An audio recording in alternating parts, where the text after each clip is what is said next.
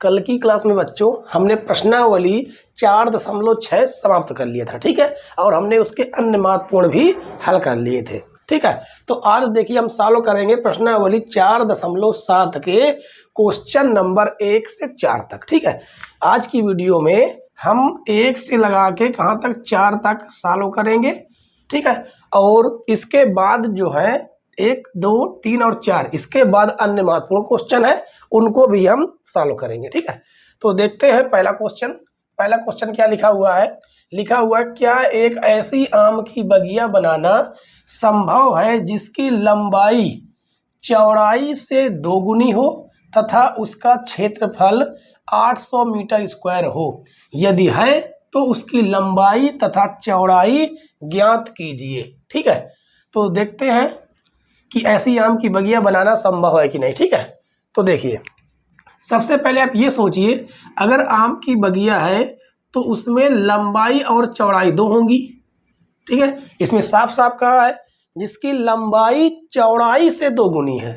तो पहले हमें क्या पता होनी चाहिए, लंबाई पता होनी चाहिए, क्योंकि जिसकी जो लंबाई है चौड़ाई से 2 गुनी, मतलब पहले चौड़ाई पता होनी चाहिए। तो हम क्या करेंगे, इसे हम बोलते हैं क्या, लेंथ, मतलब लंबाई, और इसे हम क्या बोलते हैं, चौड़ाई। तो हम चौड़ाई क्या मान लेंगे, चौड़ाई मान लेंगे x, और लंबाई क्या हो जाएगी, लंबाई चौड़ाई से 2 गुनी है, तो लंबाई क्या हो जाएगी, लंबाई 2x हो जाएगी, ठीक है।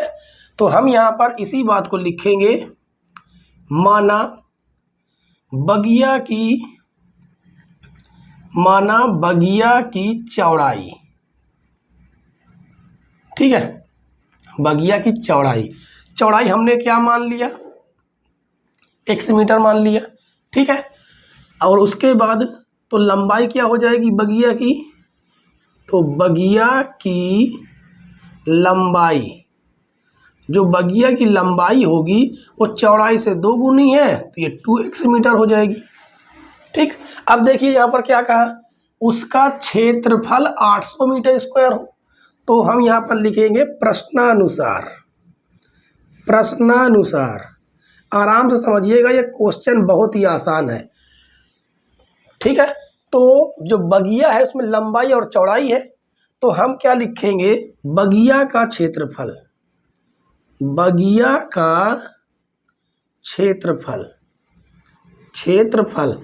आपने सुना होगा आयत का क्षेत्रफल, क्योंकि ये आयत बना हुआ है जिसमें लंबाई और चौड़ाई होती है, तो इसमें आयत का ही फार्मूला लगेगा, आयत का क्षेत्रफल। तो बगिया का क्षेत्रफल हम लिखेंगे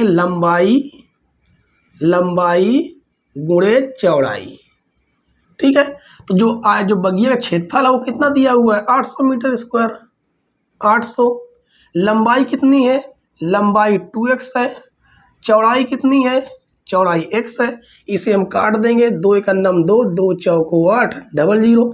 x का x में गुणा करेंगे क्या हो जाएगा, x स्क्वायर बराबर कितना हो गया, 400। अब हम क्या करेंगे, इधर से स्क्वायर हटाएंगे, जैसे भी इधर से स्क्वायर हटाएंगे इधर क्या लग जाएगा, अंडर रूट। अब हम x की वैल्यू यहाँ से निकाल लेंगे, ठीक है। तो x की वैल्यू निकालेंगे, 400 किसका ये वर्गमूल है, ये 420 का वर्गमूल है, किसका, 20 का वर्गमूल। यानी यहाँ से x की वैल्यू क्या निकल के आ गई, 20। अब यहाँ पर देखिए क्या कहा था, तो उसकी लंबाई तथा चौड़ाई ज्ञात कीजिए, ठीक है। तो हम निकाल देते हैं लंबाई और चौड़ाई। तो बगिया की लंबाई क्या लिखेंगे, बगिया की सबसे पहले लिखेंगे चौड़ाई, ठीक है। बगिया की चौड़ाई हमने क्या माना था, x, तो बगिया की चौड़ाई कितनी आ गई, x बराबर 20 मीटर आ गई, ठीक है।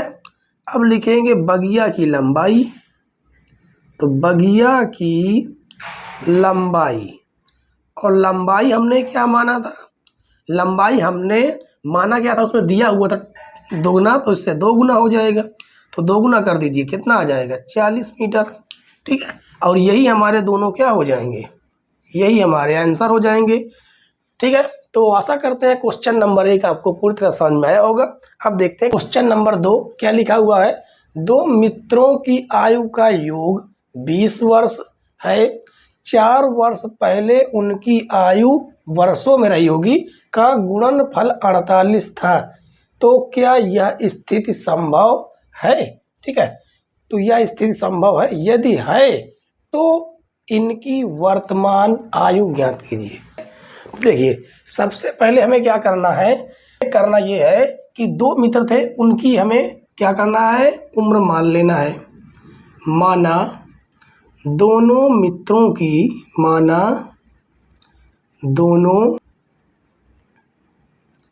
मित्रों की वर्तमान आयु, ठीक है, वर्तमान आयु हमने क्या मान लिया, x वर्ष व y वर्ष है, ठीक है। हमने एक की उम्र x वर्ष माना, दूसरे की उम्र y वर्ष माना, ठीक है। अब लिखेंगे हम प्रथम शर्त से। अब क्यों लिखा है, क्योंकि यहाँ पर पहली बात क्या कही गई है, दोनों मित्रों की आयु का योग 20 वर्ष है। मतलब दोनों की उम्र अगर हम जोड़ देते हैं तो कितना है, 20 वर्ष है, ठीक है। अब यहाँ से हम एक की वैल्यू निकाल लेंगे, x की या y की, हम y की निकालेंगे, धन से में चला जाएगा तो हो जाएगा 20 माइनस x, इसे क्या मान देंगे, समीकरण 1, ठीक है। अब देखिए द्वितीय शर्त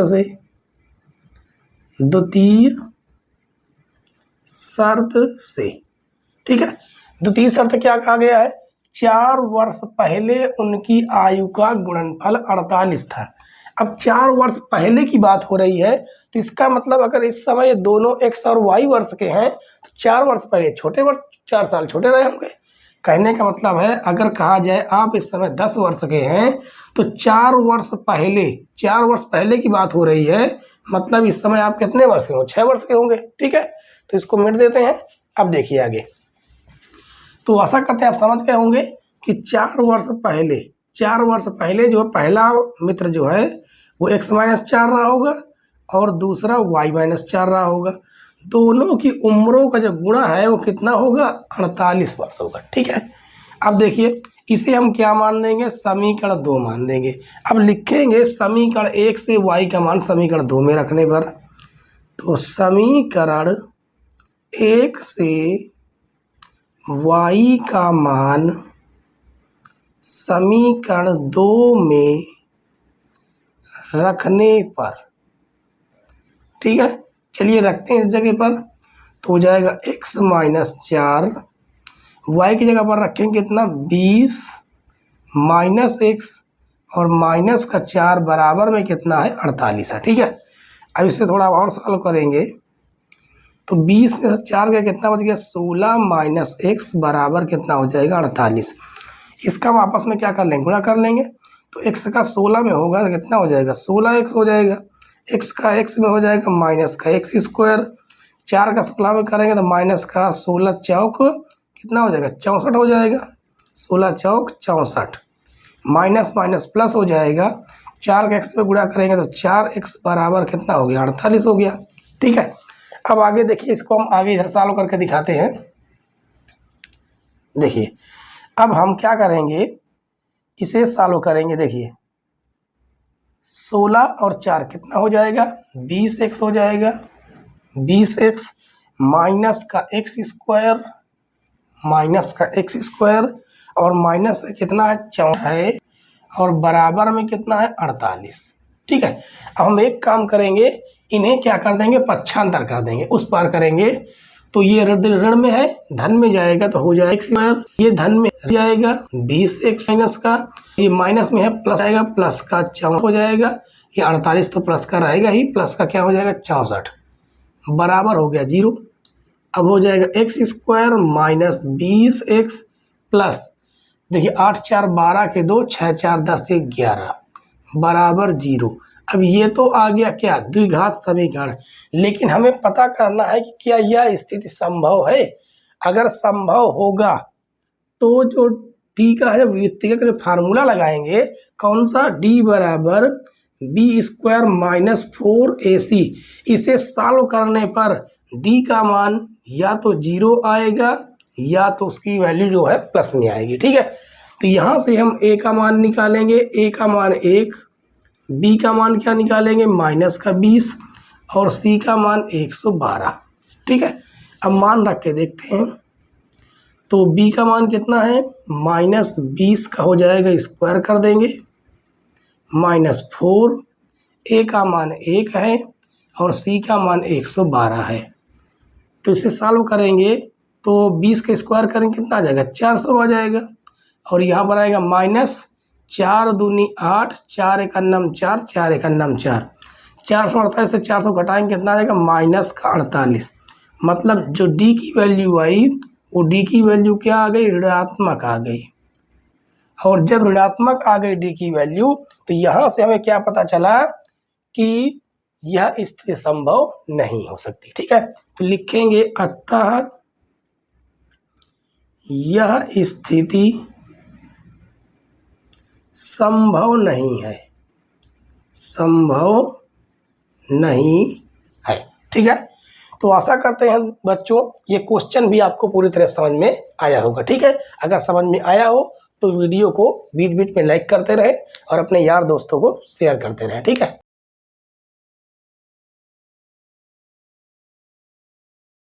अगला क्वेश्चन देखिए बच्चों, क्वेश्चन नंबर 3 क्या है, क्या परिमाप 80 मीटर तथा क्षेत्रफल 400 मीटर स्क्वायर के एक पार्क को बनाना संभव है? यदि है तो उसकी लंबाई और चौड़ाई ज्ञात कीजिए। ठीक है, अब देखिए आपको पता है कि अगर कोई पार्क है, ठीक है, अगर कोई पार्क है तो उसमें लंबाई होगी और चौड़ाई होगी, ये स्वाभाविक सी बात है। ठीक है, अब हमें देखिए ना तो लंबाई पता है ना तो चौड़ाई पता है। हमने चौड़ाई क्या मान लिया, हमने लंबाई मान लिया x, चौड़ाई मान लिया y। ठीक है, तो हमें यहाँ पर दो फार्मूले पते होने चाहिए। कौन से, एक आयत का क्षेत्रफल और दूसरा परिमाप। तो हम यहाँ पर लिख देते हैं आयत का परिमाप। ठीक है, यहाँ पर हम लिखे दे रहे हैं, आप लिख लेना आयत का परिमाप क्या होता है, 2 गुणे लंबाई धन चौड़ाई, ये आयत का परिमाप होता है। और आयत का क्षेत्रफल क्या होता है वो हम लिखे दे रहे हैं, क्षेत्रफल होता है लंबाई गुणे चौड़ाई।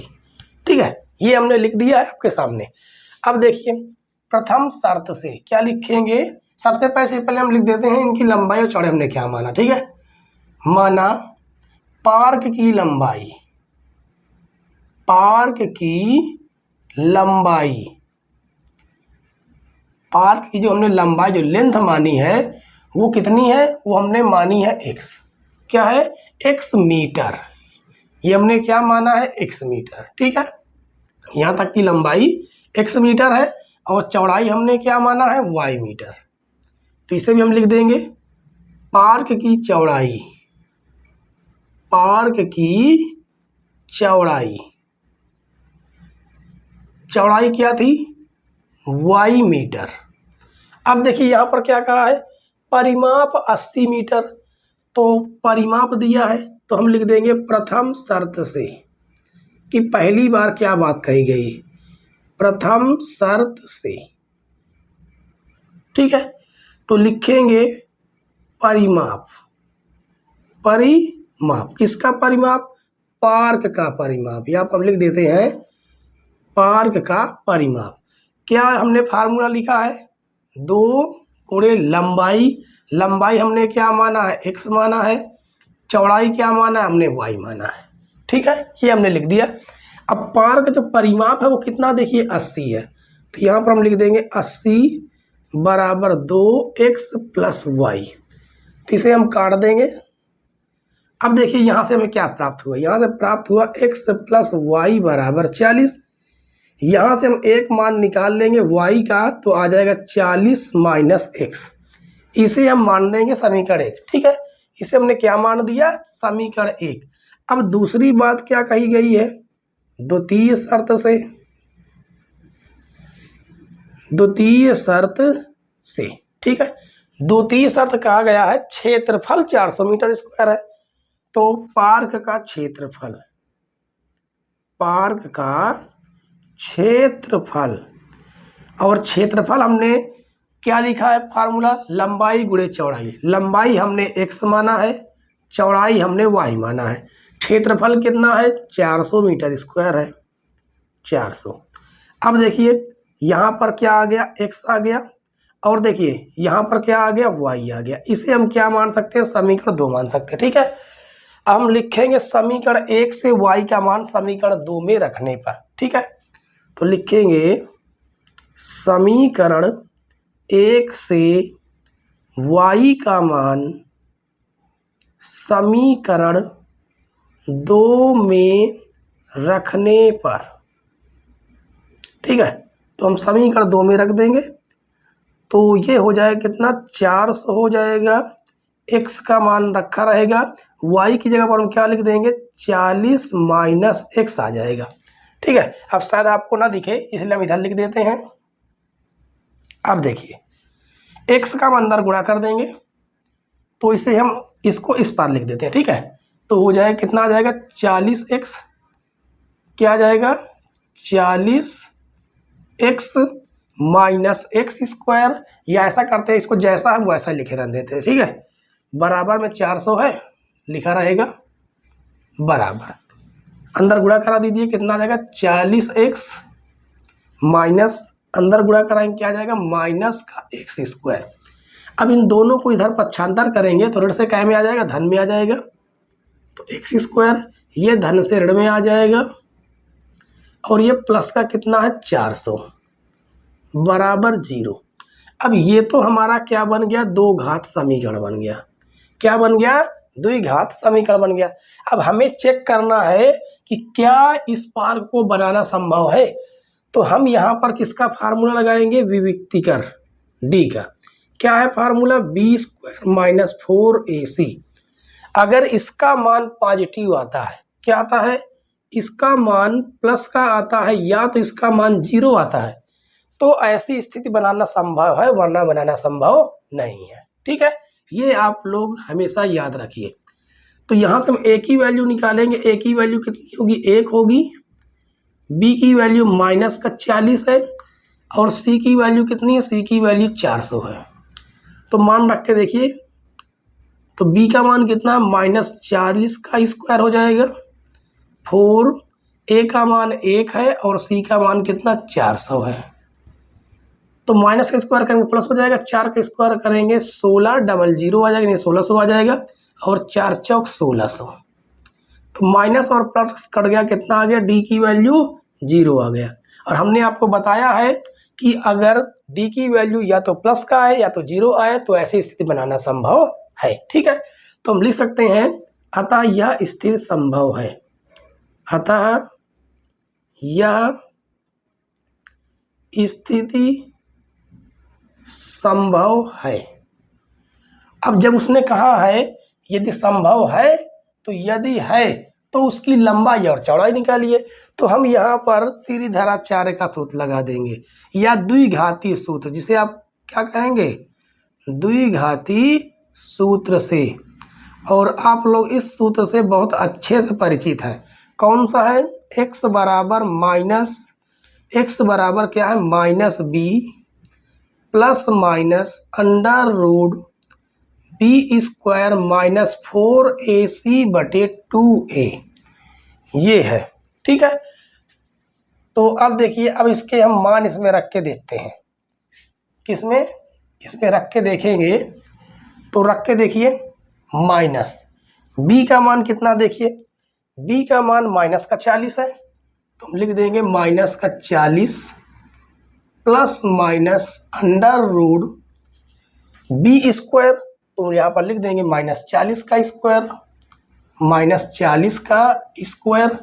ठीक है, फिर माइनस 4, ए का मान कितना है, देखिए ए का मान 1 है, गुणे सी का मान कितना, देखिए सी का मान 400 है, तो 400 हो जाएगा। अब देखिए आगे, अब क्या करेंगे, लास्ट में कितना है, नीचे 2a, ए का मान कितना, देखिए ए का मान है 1। ठीक है, अब इसे हम अच्छे से सॉल्व करेंगे। माइनस माइनस क्या हो जाएगा, प्लस, ये तो बन गया 40 प्लस और माइनस।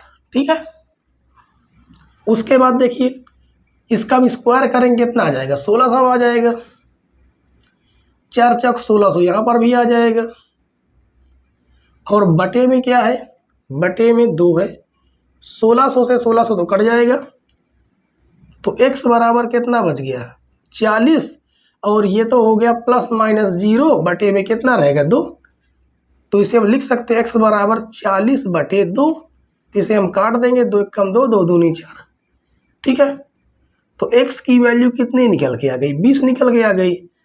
और हमने क्या माना था, पार्क की लंबाई हमने x माना था, तो हम लिखेंगे अतः पार्क की लंबाई, अतः पार्क की लंबाई x, और x किसके बराबर है 20 मीटर के। चौड़ाई हमने क्या माना था y माना था, तो हम क्या करेंगे x का मान समीकरण 1 में रख देंगे तो चौड़ाई पता चल जाएगी। तो लिखेंगे, क्या लिखेंगे, चौड़ाई, पार्क की चौड़ाई। तो पार्क की चौड़ाई हमने क्या माना था y माना था, और यहाँ पर देखिए हम x की वैल्यू यहाँ पर रख रहे हैं, तो कितना आ जाएगा 40 माइनस 20, ये भी कितना आ गया 20 मीटर, और ये दोनों क्या हो जाएंगे हमारे आंसर हो जाएंगे। ठीक है, तो आशा करते हैं बच्चों ये क्वेश्चन थोड़ा सा बड़ा रहा लेकिन अच्छा क्वेश्चन था, और पेपर की दृष्टि से ये इम्पॉर्टेंट क्वेश्चन भी है, इसको आप लोग टिक कर लेना। ठीक है, ये थोड़ा इम्पॉर्टेंट क्वेश्चन है। अगला क्वेश्चन देखिए बच्चों, क्वेश्चन नंबर 4, यदि एक किताब का मूल्य 5 रुपये कम कर दिया जाए तो एक व्यक्ति 300 रुपये में 5 किताब अधिक खरीद सकता है, तो 7 किताबों का मूल्य ज्ञात कीजिए। ये क्वेश्चन बच्चों थोड़ा सा हाई लेवल का है। ठीक है, तो इसे हम हाई लेवल का होते हुए भी बहुत ही आसानी से सॉल्व करेंगे इसको। ठीक है, तो देखिए कैसे हम सॉल्व करेंगे। तो सबसे पहले हम क्या करेंगे, यहाँ पर हमें किताब का मूल्य तो पता नहीं है। ठीक, तो हम सबसे पहले किताब का मूल्य निकालेंगे, एक किताब का मूल्य। ठीक है, तो देखिए सबसे पहले ये आप पढ़िए, एक व्यक्ति 300 में 500 किताब अधिक खरीद सकता है, मतलब 300 में पहले किताबें कितनी खरीद रहा था, हम सबसे पहले वो मानते हैं। ठीक है, माना 300 रुपये में खरीदी गई किताबें।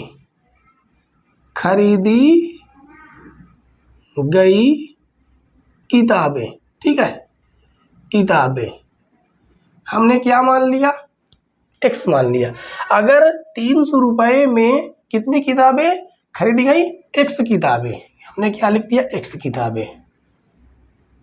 ठीक है, अब 300 रुपये में x किताबें खरीदी जा रही, तो एक किताब का मूल्य क्या निकल के आएगा, देखिए कैसे निकल के आएगा। यहाँ पर लिखेंगे एक किताब का मूल्य, एक किताब का मूल्य। ठीक है, क्या निकल के आएगा 300 बटे x, ये एक किताब का मूल्य निकल के आएगा। ठीक है, जैसे हमने आपसे कह दिया कि 300 किताबें थी, 300 किताबों में हमने कितनी किताब खरीद ली, 15 किताब, और आपसे कहते हैं बताइए किताब का मूल्य कितना होगा। तो आप क्या करेंगे, इसको भाग से लाएंगे, कहाँ गुणे में लाएंगे, और इसे आप भाग दे देंगे, तो 15 दूनी 30, आप कहेंगे 20 किताब, एक किताब का मूल्य कितना है 20 रुपये। तो हमने भी यही किया, ये गुणे से कहाँ चला आया, भाग में चला आया, तो हमें यहाँ से एक किताब का मूल्य पता चल गया। ठीक है, अब उसमें क्या कहा गया है, अब उसमें कहा यह गया है कि 5 किताब अधिक खरीद सकता है, कब, जब एक किताब का मूल्य 5 रुपया कम कर दिया जाए। अब हमें पता चल चुका है कि एक किताब का मूल्य 300 बटे x है, तो अब बताइए एक किताब का मूल्य कितना होगा, 5 रुपये कम कर देंगे। ठीक है, तो देखिए, तो हम यहाँ पर लिखेंगे प्रश्नानुसार, इसे थोड़ा अच्छे से समझना। ठीक है, प्रश्नानुसार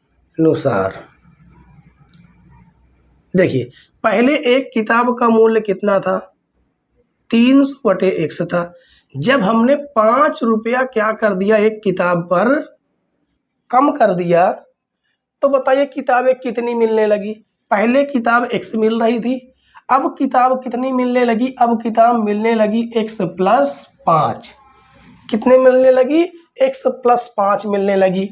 तो हम क्या करेंगे, ये तो हमारी क्या निकल के आई, गिनती निकल के आई, किताबों की गिनती निकल के आई, और ये हमारा क्या निकल के आया, मूल्य निकल के आया। तो मूल्य और किताबों की जो गिनती है जो किताबें जो निकल के आई उन दोनों का गुणा करने के बाद भी हमें 300 रुपये में ही तो उतनी किताबें मिल रही थी। ठीक है, तो आप समझ गए कि नहीं समझ गए? दोबारा समझिए। अगर हम ये कहते आपसे कि ये किताबें कितनी हो गई, किताबों की संख्या 10 हो गई, ठीक है, और एक किताब जो है, एक किताब का मूल्य हमने मान लिया कितना, 5 रुपये है, तो हम आपस में गुणा करके ही तो बता सकते हैं कि 50 रुपये की है टोटल किताबें।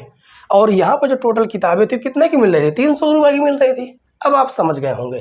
ठीक है, तो अब इसे हम मिट देते हैं और इसे हम सॉल्व करते हैं। तो देखिए x का हम गुणा इसमें करेंगे, x का गुणा इसमें करेंगे तो आ जाएगा 300 बटे एक्स, गुणा x का किया तो x आ गया, माइनस x का गुणा 5 में करेंगे तो माइनस का 5x हो जाएगा। अब 5 का इसमें गुणा करके देखिए, ठीक है, 5 का इसमें गुणा करके देखेंगे तो आ जाएगा प्लस का 3 पचे 15, 1500 बटे में x रहेगा माइनस 5 पचा 25 और बराबर में कितना, देखिए बराबर में 300 है। ठीक, अब इसे हम धन से कहाँ लाएंगे, ऋण में लाएंगे। जब इसे हम धन से ऋण में लाएंगे, देखिए इसको हम काट सकते हैं। ठीक है, तो यहाँ पर कितना बच गया, 300 बच गया, माइनस ये बच गया कितना 5x, ये यहाँ पर कितना रहेगा 1500 बटे में x माइनस 25, ये ऋण से धन, धन से ऋण में आ गया। अब बराबर क्या बच गया, 0। ऋण और धन ये आपस में कट गए। अब देखिए यहाँ पर क्या बचा हुआ है, यहाँ पर बचा हुआ है 1500 बटे में x है, माइनस का 5x है और माइनस का 25 है, बराबर में 0 है। अब यहाँ पर देखिए हम क्या ले लेंगे, एलसीएम ले लेंगे। क्या लेंगे, एलसीएम। ठीक है, तो अब यहाँ पर हम आपको सॉल्व करके दिखा रहे हैं। यहाँ पर लिख देते हैं किताबें, x किताबें। तो देखिए इधर आप सॉल्व करके आपको दिखाते हैं। ठीक है, क्योंकि नीचे अब दिखाई नहीं देगा, तो हमने एलसीएम क्या ले लिया, x ले लिया, तो यहाँ पर x का x में भाग देंगे तो कट जाएगा। यहाँ पर केवल कितना बच गया, 1500 बच गया। कितना बच गया, 1500, माइनस x का इसके साथ हो जाएगा तो माइनस का 5x² आ जाएगा। x का 25 के साथ गुणा हो जाएगा तो माइनस का 25 आ जाएगा, 25x, और बराबर में क्या हो जाएगा, 0। ठीक है, ये 25x है। अब ये भाग से गुणे में चला जाएगा, किसमें, भाग से गुणे में जाएगा, तो x गुणे 0 कितना हो गया, 0 हो गया। तो यहाँ पर क्या बच गया, माइनस का 5x² बच गया, माइनस का 25x बच गया, और प्लस का क्या बच गया, 1500 बच गया। ठीक है, और बराबर हो जाएगा 0। यहाँ पर हम क्या करेंगे, हमें ये x² माइनस का चाहिए और साथ में देखिए 5 से डिवाइड भी हो रहा है, तो हम क्या करेंगे, -5 क्या कर लेंगे, कॉमन कर लेंगे। ठीक है, तो जैसे ही माइनस कॉमन करेंगे, माइनस का 5, ये सभी के निशान बदल जाएंगे और माइनस 5 कॉमन भी आ जाएगा। तो ये बच जाएगा कितना, x², ये बच जाएगा प्लस 5x, और ये हो जाएगा माइनस का 5 का भाग देंगे तो 5 3 15, 300, और बराबर हो गया 0। ठीक है, अब ये -5 जो है गुणे से कहाँ जाएगा, भाग में जाएगा, तो 0 बटे संख्या क्या होता है, 0 हो जाता है, तो इसका काम खत्म। ठीक है, तो कितना बच गया, बच गया x² प्लस का 5x और माइनस का क्या, 300, बराबर 0। अब इसे हम दो तरीके से लगा सकते हैं, गुणनखंड विधि से और द्विघाती सूत्र से। और यहाँ पर जो हमारी प्रक्रिया चल रही है वो चल रही है द्विघाती सूत्र। ठीक है, तो यहाँ पर हम द्विघाती सूत्र का इस्तेमाल करेंगे।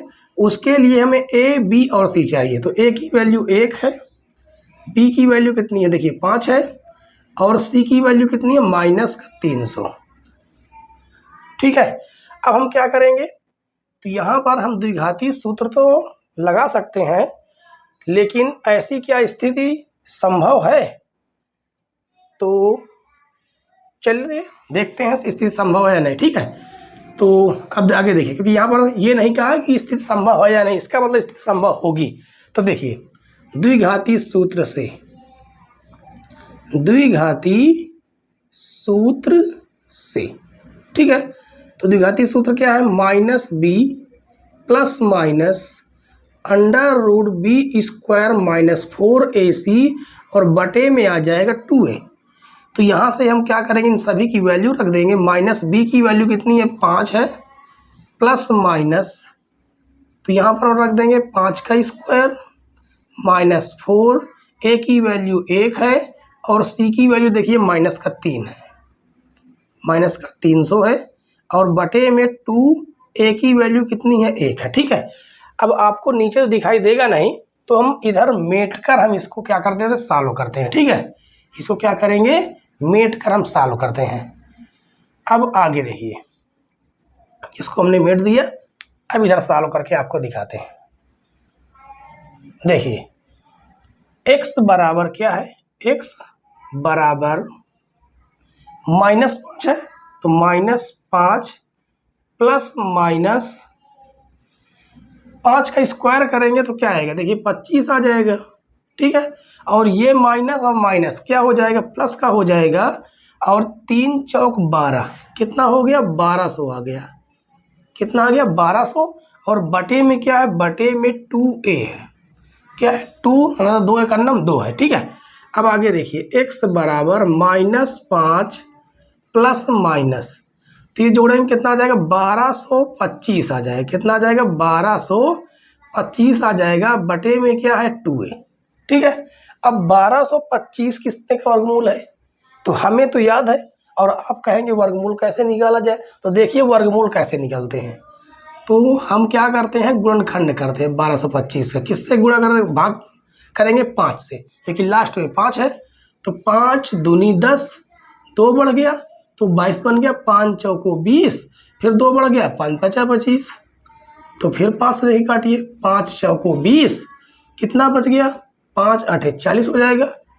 अच्छा यहाँ पे मिस्टेक हो गई, क्या है, देखिए 5 चौको 20, कितना बढ़ गया, 4 बढ़ गया तो हो गया 45, 5 9 45।